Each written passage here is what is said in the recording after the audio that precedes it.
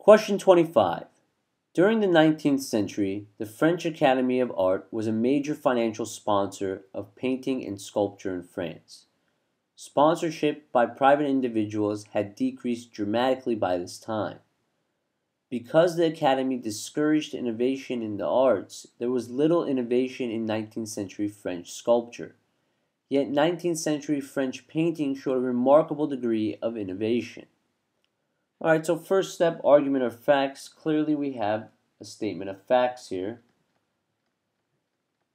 about the 19th century French art scene. And in this time, the French Academy was a major financial sponsor of painting and sculpture. And the French Academy discouraged innovation in the arts. So there was little innovation in 19th century French sculpture, but yet somehow painting showed remarkable innovation during the 19th century in France.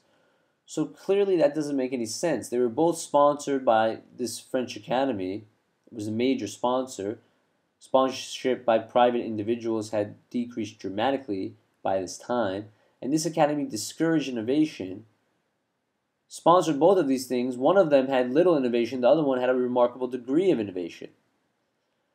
And you notice when we go to the question stem, which one of the following, if true, most helps to explain the difference between the amount of innovation in French painting and the amount of innovation in French sculpture during the 19th century?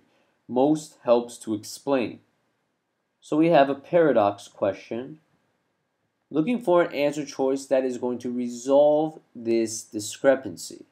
And again, the discrepancy was that sculpture showed little innovation, painting showed a remarkable degree of innovation, while they were both sponsored by this French Academy, but yet this academy discouraged innovation in the arts.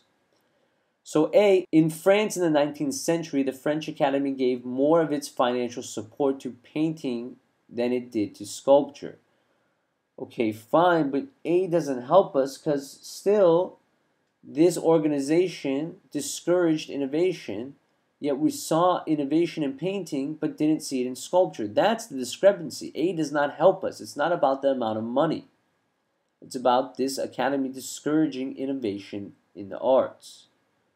B, the French Academy in the 19th century financially supported a greater number of sculptors than painters, but individual painters received more support on average than individual sculptors. And you notice B, just like A, deals with this idea of money. But again, it's not about the amount of support they received. The problem is that this academy discourages innovation. It's a major sponsor of both painting and sculpture, yet sculpture had little innovation, painting a remarkable degree of innovation. So please keep the discrepancy in mind when you go through the answer choices. You notice A and B do not solve our issue. Which brings us to C. Because stone was so much more expensive than paint and canvas, far more unsponsored paintings were produced than were unsponsored sculptures in France during the 19th century. And you notice C resolves this discrepancy by saying painters were far more likely to produce unsponsored paintings than were sculptors, because the problem was that stone was much more expensive. So it was these unsponsored paintings that had this remarkable degree of innovation, or at least that's a possibility and a possible explanation for this discrepancy. So C would be the correct answer. But again, just making sure, checking D, very few artists in France in the 19th century who produced sculptures also produced paintings. Completely irrelevant. How does that help us? Doesn't resolve anything. Moving to E, although the Academy was the primary sponsor of sculpture and painting, the total amount of financial support that French sculptors and painters received from sponsors declined during the 19th century. Okay, fine. Still, the primary sponsor discouraged innovation. We saw little innovation in sculptures, but a remarkable degree of innovation in painting. That is the discrepancy. E does not help us, so E would be eliminated.